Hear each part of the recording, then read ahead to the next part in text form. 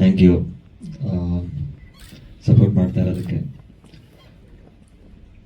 Song ನೋಡಿದ್ರಲ್ಲ, ಇಷ್ಟ ಆಯಿತು ಅಂತ ಅನ್ಕೋತೀನಿ. ಸಾಂಗು ಸಿನಿಮಾನು ತುಂಬ ಚೆನ್ನಾಗಿ ಬಂದಿದೆ. ನೀವೆಲ್ಲರೂ ಇದೇ ರೀತಿ ಸಪೋರ್ಟ್ ಮಾಡ್ತಾ ಇರಬೇಕು, ಹಾರೈಸ್ತಾ ಇರಬೇಕು. ಆಶೀರ್ವಾದ, ನಿಮ್ಮ ಆಶೀರ್ವಾದ ಎಲ್ಲರ ಆಶೀರ್ವಾದನೂ ನಮ್ಮ ಮೇಲೆ ಇರಬೇಕು, ನಮ್ಮ ಸಿನಿಮಾ ಚಿತ್ರತಂಡದ ಮೇಲೆ ಇರಬೇಕು. ಅಷ್ಟೇ. Thank you. ಲವ ಸರ್. ನಮಸ್ಕಾರ ಎಲ್ಲರಿಗೂ. ಲವ ನಿರ್ದೇಶಕ ಮಾತನಾಡೋದು. ಇವತ್ತು ಲಿರಿಕಲ್ ವಿಡಿಯೋ ರಿಲೀಸ್ ಮಾಡಿದ್ದೇವೆ. ಪ್ರಮೋದ್ ಮರವಂತೆ ಬರೆದಿದ್ದಾರೆ ಸಾಹಿತ್ಯ, ಮತ್ತು ನವೀನ್ ಸಜ್ಜು ಅವರು ಸಾಂಗ್ಸ್ ಆಡಿದ್ದಾರೆ. ಅದ್ಭುತವಾಗಿ ಬಂದಿದೆ. ಸೊ ನಿಮ್ಮೆಲ್ಲರ ಆಶೀರ್ವಾದ ಇರಲಿ ಅಂತ ನಾನು ಕೇಳ್ಕೊತೇನೆ. ನಮಗೆ ಸೆನ್ಸಾರ್ ಸರ್ಟಿಫಿಕೇಟ್ ಸಿಕ್ಕಿದೆ U/A ಅಂತ ಹೇಳಿ. ಅನೇಕ ಕಾನೂನು ಅಡೆತಡೆಗಳಿದ್ದರೂ ಕೂಡ ಸೆನ್ಸಾರ್ ಆಫೀಸರು ಅವರ ಕಾರ್ಯನ ನಿಷ್ಪಕ್ಷಪಾತದಿಂದ ಯಾರೇ ಇನ್ಫ್ಲೂಯೆನ್ಸ್ ಮಾಡಿದ್ರು ಯಾವುದಕ್ಕೂ ಕೇರ್ ಮಾಡ್ದಲೆ ಕಾನೂನು ಏನು ಹೇಳುತ್ತೆ ಅದಕ್ಕೆ ತಲೆಬಾಗಿ ಕೊಟ್ಟಿದ್ದಾರೆ. ಇವತ್ತು ಸೆನ್ಸಾರ್ ನಮಗೆ U/A ಏನು ಸಿಕ್ಕಿದೆ ಅದು ನಮ್ಮ ಇಂಡಿಯನ್ ಲಾಯಿಂದ ಮತ್ತು ನಿಮ್ಮ ಏನು ಪ್ರೆಸ್ ಇದೆ ಅವರಿಂದ. ಖಂಡಿತವಾಗ್ಲೂ ನೀವುಗಳು ಮತ್ತು ನಮ್ಮ ಕಾನೂನು ವ್ಯವಸ್ಥೆ ಇಲ್ಲ ಅಂದಿದ್ರೆ ಯಾವುದೇ ಕಾರಣಕ್ಕೂ ಕೂಡ ನಮಗೆ ಸೆನ್ಸಾರ್ ಸಿಗೋಕ್ಕಿಲ್ಲ. ಸೆನ್ಸಾರ್ ನೋಡಿದ ಸಿನಿಮಾಕ್ಕೆ ಅಪ್ರೂವಲ್ ಕೊಡೋ ಟೈಮಲ್ಲಿ ಹೋಗಿ ಲೀಗಲ್ ನೋಟಿಸ್ ಕೊಡ್ತಾರೆ. ಅದು ಕೊಟ್ಟಿದ್ದು ತಪ್ಪು ಅಂತ ನಾನು ಹೇಳಲ್ಲ, ಅವ್ರ ಡ್ಯೂಟಿ ಅವ್ರು ಮಾಡಿದ್ದಾರೆ. ಆದರೆ ಅವ್ರಿಗೆ ಇನ್ಫ್ಲೂಯೆನ್ಸ್ ಮಾಡಕ್ಕೆ ಬರ್ತಾರಲ್ಲ ಅದು ತಪ್ಪು. ಅವರು ಒಬ್ರು, ಅದು ನಮ್ಮ ಹತ್ರ ಎವಿಡೆನ್ಸ್ ಇಲ್ಲ. SRV ಥಿಯೇಟ್ರಿಗೆ ಬಂದಿದ್ದಾರೆ, ಅವ್ರು ಬಂದಿರೋದು ನಿಜ. ಒಬ್ರು ಏನು ಆರೋಪಿಗಳಿದ್ದಾರೆ ಅವರ ಕಡೆ ಸಂಬಂಧಿಗಳು ಮಾಡಿದ್ದಾರೆ. ಈಗ ಅವ್ರು ಹೇಗೆ ನಮ್ಮ ಮೇಲೆ ಅಲಿಗೇಷನ್ ಮಾಡ್ತಾರೆ ನಾವು ಮಾಡಬಹುದು. ಈಗ ನಾನು ಒಂದು ಸ್ಪಷ್ಟವಾಗಿ ಹೇಳ್ತೀನಿ, ಇದು ಸಮಾಜದಲ್ಲಿ ನಡೆಯುವಂಥ ಅನೇಕ ಸತ್ಯ ಘಟನೆಗಳನ್ನು ಇಟ್ಕೊಂಡು ಮಾಡಿರುವಂಥ ಸಿನಿಮಾ. ಸಮಾಜದಲ್ಲಿ ಯಾವುದು ಅಂದರೆ ದಿನನಿತ್ಯ ನಡೀತವೆ ಕ್ರೈಮ್ಸ್ಗಳು, ಆ ಕ್ರೈಮ್ಗಳನ್ನ ತೊಗೊಂಡು ಮಾಡಿರೋಂಥ ಸಿನಿಮಾ. ಯಾವುದೇ ಒಬ್ಬ ವ್ಯಕ್ತಿ ಆಗಲಿ ಒಂದು ಸಮುದಾಯದ ನೈಜ ಘಟನೆಗಳನ್ನು ಅವರ ಜೀವನ ಚರಿತ್ರೆ ಇಟ್ಕೊಂಡು ನಾವು ಮಾಡಿಲ್ಲ. ಎಸ್ಪೆಷಲಿ ದರ್ಶನ್ ಸರ್ ಕೇಸನ್ನ ಸ್ಟೋರಿ ಇಟ್ಕೊಂಡು ನಾವು ಸಿನಿಮಾ ಮಾಡಿಲ್ಲ ಅಂತ ಇಲ್ಲಿ ನಾನು ಸ್ಪಷ್ಟಪಡಿಸೋಕ್ಕೆ ಇಚ್ಛೆ ಪಡ್ತೇನೆ. ಸರ್, ದರ್ಶನ್ ಅವರ ಕಥೆಗೆ ಸಂಬಂಧಿಸಿಲ್ಲ ಅಂತ ನೀವು ವೇದಿಕೆ ಮೇಲೆ ಹೇಳ್ತಾ ಇದ್ರಿ. ಬಟ್ ಹಾಡಲ್ಲಿ ಒಂದೆರಡು ವಿಷಯ ಗಮನಿಸಿದ್ರೆ, ಒಂದು ಕಡೆ ವಿಧಾನಸೌಧ, ಇನ್ನೊಂದು ಕಡೆ ಪಾರ್ಲಿಮೆಂಟು. ಘಟನೆಗೆ ಎಲ್ಲೋ ತಳುಕು ಹಾಕೊಳ್ಳುವಂಥ ಸನ್ನಿವೇಶಗಳು ಸಿನಿಮಾದಲ್ಲಿ ಇದೆಯಾ ಅಂತ ಅನಿಸುತ್ತಾ? ಅಂದರೆ ಅಲ್ಲಿ ಒಂದಿಷ್ಟು ಊಹಾಪೋಹಗಳು ಕೇಳಿ ಬರುತ್ತೆ, ರಾಜಕಾರಣಿಗಳ ವ್ಯವಸ್ಥೆ ಮತ್ತು ಕೈವಾಡ. ಅದನ್ನು ಇದರಲ್ಲಿ ರೆಪ್ರೆಸೆಂಟ್ ಮಾಡೋಕೆ ಹೊರಟಿದ್ದಾರೆ ಹೇಗೆ ಅಂತ?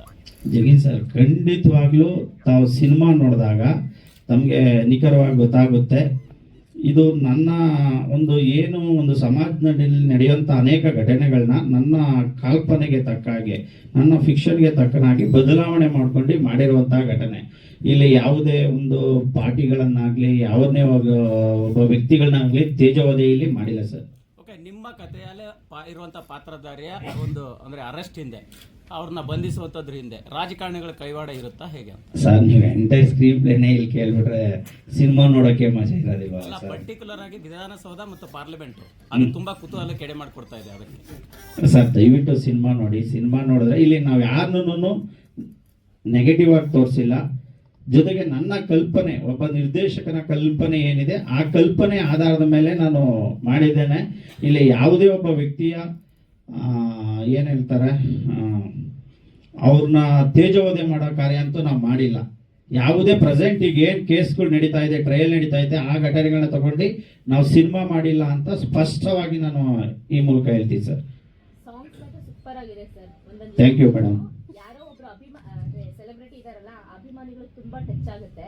ಆದ್ರೆ ಇವತ್ತು ಕರ್ಸ್ಬೇಕಾದಂತ ಗೆಸ್ಟ್ಗಳನ್ನ ನೀವು ಕರ್ಸಿಲ್ಲ ಅನ್ನಿಸ್ತಿಲ್ಲ ಸರ್? ಲಿರಿಕ್ಸ್ ಬರೆದವ್ರನ್ನ ಯಾಕಂದ್ರೆ ಅವರು ಲಾಸ್ಟ್ ಟೈಮು ಒಂದು 2 ಪ್ರೆಸ್ ಮೀಟ್ ಅಲ್ಲಿ ಸೇಮ್ ಪಾತ್ರದ ಬಗ್ಗೆ ಹೇಳಿದ್ರು. ಅವರು 3 ಜನ ಕೂಡ ನಾನು ಮನೆ ಕೆಲಸದವರು, ನಾನು ಹೋಟೆಲ್ ಓನರು ಆ ಥರದ್ದೇ ಹೇಳಿದ್ರು. ಈಗ ತನುಷ್ ಹೇಳ್ಬೇಕಾದ್ರೂ ಅದೇ ಎಕ್ಸ್ಪೀರಿಯನ್ಸ್ ಹೇಳ್ಬೇಕು.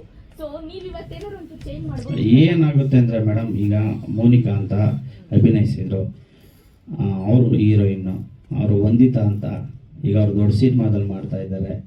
ಅವ್ರು ಬರ್ತೀನಿ ಅಂದ್ರು, ಕೈ ಕೊಟ್ಟರು. ನಾವೇನು ಮಾಡೋಕ್ಕಾಗಲ್ಲ. ಸೊ ಅವ್ರಿಗೆ ಬಿಟ್ಟಿದ್ದು ಸರ್ ನಾವೆಲ್ಲನೂ ಇನ್ವೈಟ್ ಮಾಡಿದ್ದೀವಿ ಸರ್, ಎಲ್ಲಾನು ಇನ್ವೈಟ್ ಮಾಡಿದ್ದೀವಿ. ಈಗ ಹೆಂಗೆ ಸೆನ್ಸಾರ್ಗೆ ಇನ್ಫ್ಲೂಯೆನ್ಸ್ ಮಾಡಿದ್ರು. ಹಂಗೆ ಕೆಲವರು ನಮ್ಮ ಒಬ್ಬ ವಿಜಯಶ್ರೀ ಅಂತ ಅವರು ಕೇರಳ ಆಕ್ಟ್ರು, ಅವ್ರಿಗೂ ಥ್ರೆಟ್ನಿಂಗ್ ಮಾಡಿದ್ದಾರೆ. ಆಯಪ್ಪ ಇದ್ರಾಗ ಬಂದೇ ಇಲ್ಲ.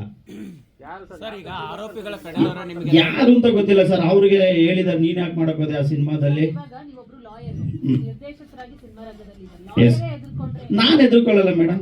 ಓಪನ್ ಆಗಿ ಹೇಳೋ ಅಲ್ಲ ಅಲ್ಲ ಅಲ್ಲ ಎದುರು ಈಗ ಏನಾಗುತ್ತೆ ಅಂದ್ರೆ ಒಬ್ರು ಬಗ್ಗೆ ನನ್ನ ಹತ್ರ ಡಾಕ್ಯುಮೆಂಟ್ರಿ ಎವಿಡೆನ್ಸ್ ಇಲ್ದಲ್ಲ ಹೇಳಿದ್ರೆ ತಪ್ಪಾಗುತ್ತೆ. ಹಾಗಾಗಿ ನಾನು ಹೇಳಲ್ಲ. ಅವ್ರು ಗೊತ್ತಾಗ್ಲಿ, ಅವರು ಒಬ್ಬ ದೊಡ್ಡ ನಿರ್ಮಾಪಕರು ಇರ್ತಾರೆ, ನಿರ್ದೇಶಕರು ಇರ್ತಾರೆ, ಮಾಡಬಾರ್ದು. ನಮ್ಮಂತ ಸಣ್ಣವ್ರ ಮೇಲೆ ಪ್ರಯೋಗ ಮಾಡಬಾರ್ದು.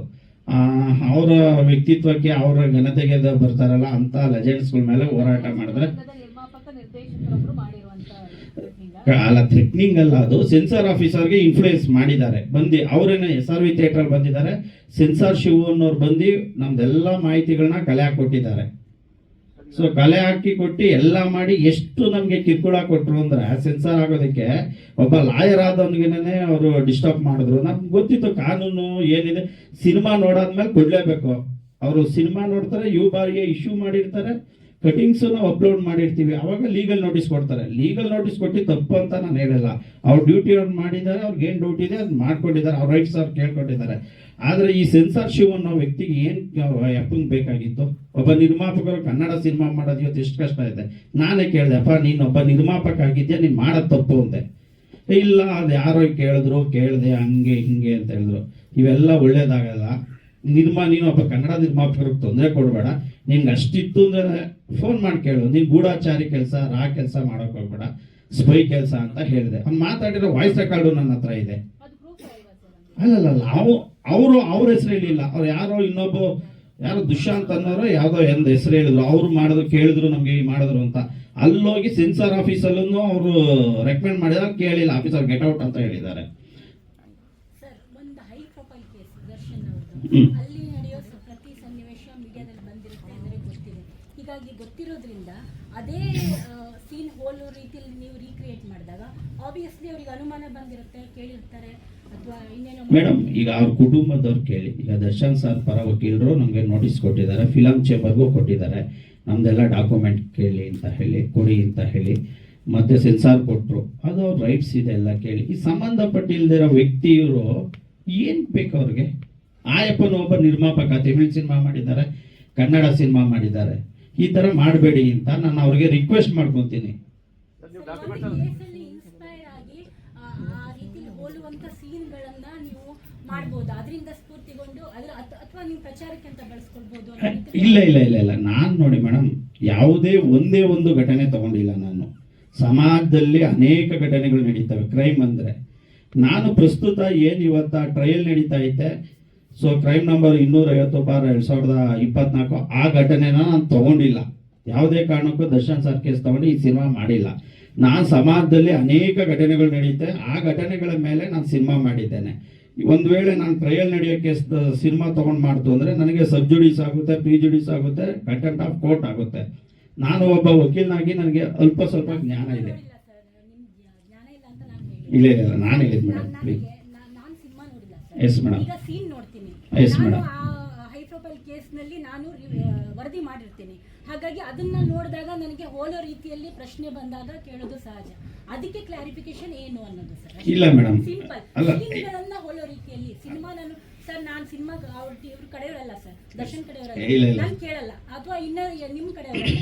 ನನ್ನ ವರದಿ ನನ್ನ ಹೋಲೋ ರೀತಿಯಲ್ಲಿ ಕೇಳಿದಾಗ ನನ್ನ ಪ್ರಶ್ನೆ ಬಂದಿರುತ್ತೆ ಸರ್. ಮೇಡಮ್, ಒಬ್ಬ ನಿರ್ದೇಶಕನ ಕಲ್ಪನೆ ಅಂದರೆ ಒಂದು ಕ್ರೈಮ್ ನಡೆದಾಗ ಒಬ್ಬ ಪೊಲೀಸ್ ಇರ್ತಾರೆ, ಅರೆಸ್ಟ್ ಮಾಡ್ತಾರೆ.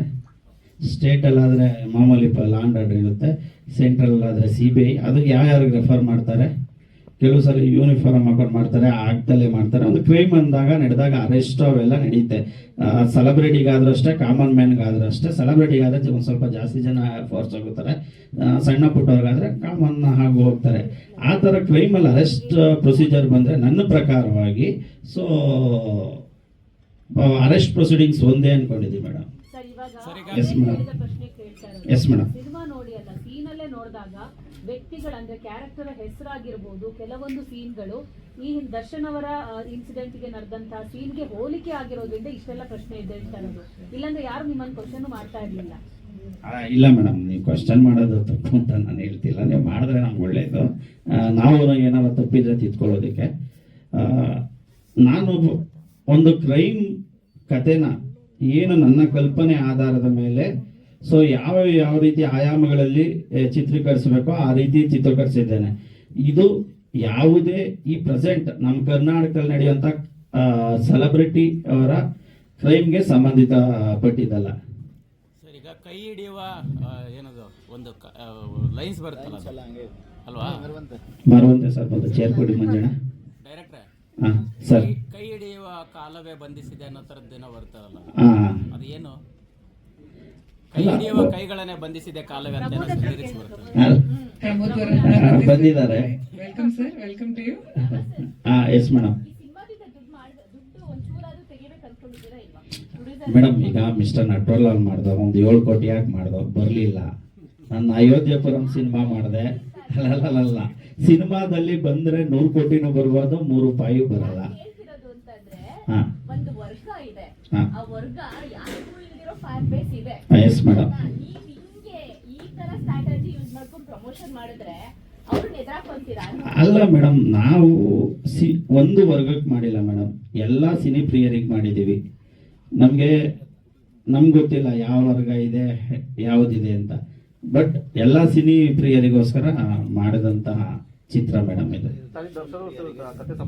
ಇಲ್ಲ ಸರ್.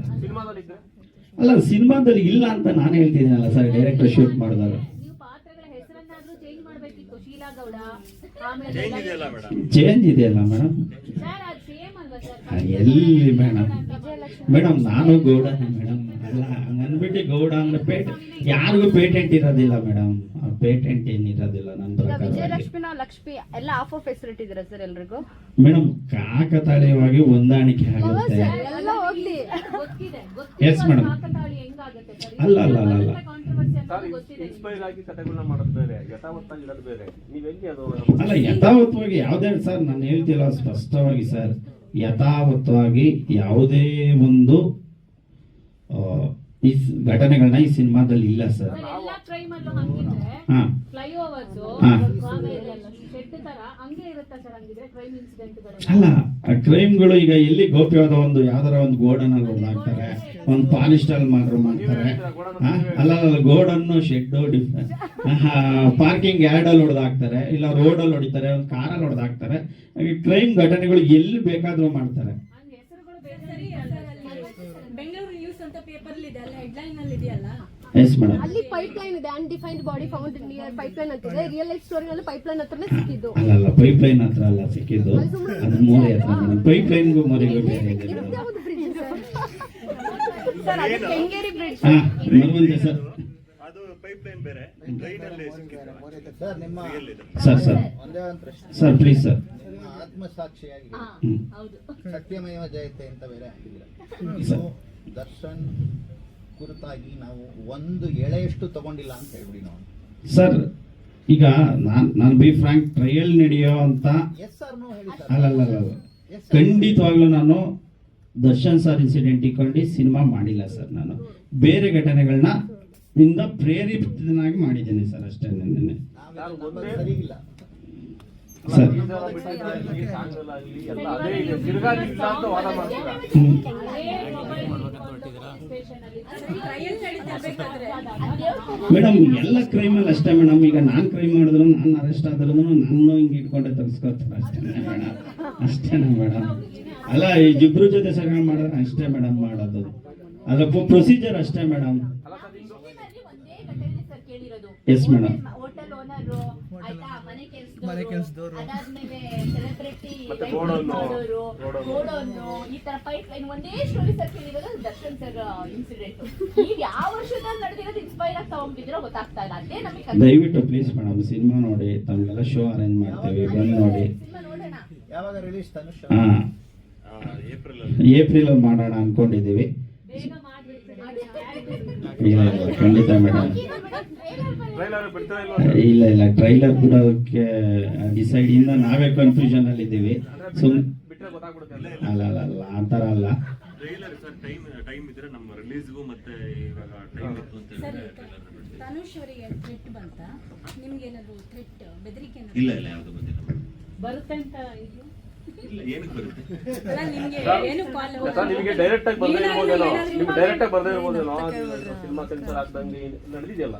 ಯಾರೋ ಒಬ್ರು ಯೂಟ್ಯೂಬ್ ಚಾನಲ್ ಇಂದ ಇವಾಗ ಕಾಲ್ ಮಾಡಿದ್ರು, ಯೂಟ್ಯೂಬ್ ಚಾನಲ್ ಅಲ್ಲ, ಯಾರೋ ಒಬ್ರು ಅಣ್ಣವ್ರ ಅಭಿಮಾನಿ ಸಂಘದಿಂದ ಯಾರೋ ಒಬ್ರು ಕಾಲ್ ಮಾಡಿದ್ರು. ಶಿವಣ್ಣ ಅವ್ರ ಬಗ್ಗೆ ಏನೋ ಕೆಟ್ಟದಾಗಿ ನಮ್ಮ ಸಿನಿಮಾ ಹೆಸರಿಟ್ಕೊಂಡು ಇದು ಮಾಡಿದ್ದಾರೆ ಅಂತ ಏನೋ ಯೂಟ್ಯೂಬ್ ಅಲ್ಲಿ ಕೆಟ್ಟದಾಗಿ ಮಾತಾಡಿದ್ದಾರೆ ಅಂತ ಹೇಳ್ಬಿಟ್ಟು ಬಂದಿತ್ತು ಅಷ್ಟೇ, ಕಾಲ್ ಬಂದಿತ್ತು. ಇವಾಗ ಪ್ರೆಸ್ ಮೀಟ್ ಅಟೆಂಡ್ ಆಗಿತ್ತ ಮುಂಚೆ ಅಲ್ಲಕ್ಕೆ ಇದಕ್ಕೆ ಅಂತ ಗೊತ್ತಿಲ್ಲ, ನಮ್ಮ ಸಿನಿಮಾ ಹೆಸರಿಸ್ಕೊಂಡು ಶಿವಣ್ಣ ಅವ್ರು ಆಕ್ಟ್ ಮಾಡಿದ್ದಾರೆ ಬಾಸ್ ಸಿನಿಮಾದಲ್ಲಿ ಅಂತ ಏನೋ ತನು ಶಿವಣ್ಣ ಅಂತ ಇದೆಯಲ್ಲ, ಆತರ ಕನ್ಫ್ಯೂಸ್ ಆಗ್ಬಿಟ್ಟಿದ್ದಾರೆ ಅಷ್ಟೇ. ಅದು ನೋಡಿ ವಿಡಿಯೋ ಕಳಿಸ್ತೀನಿ, ನಿಮ್ಗೆ ಫಾರ್ವರ್ಡ್ ಮಾಡ್ತೀನಿ.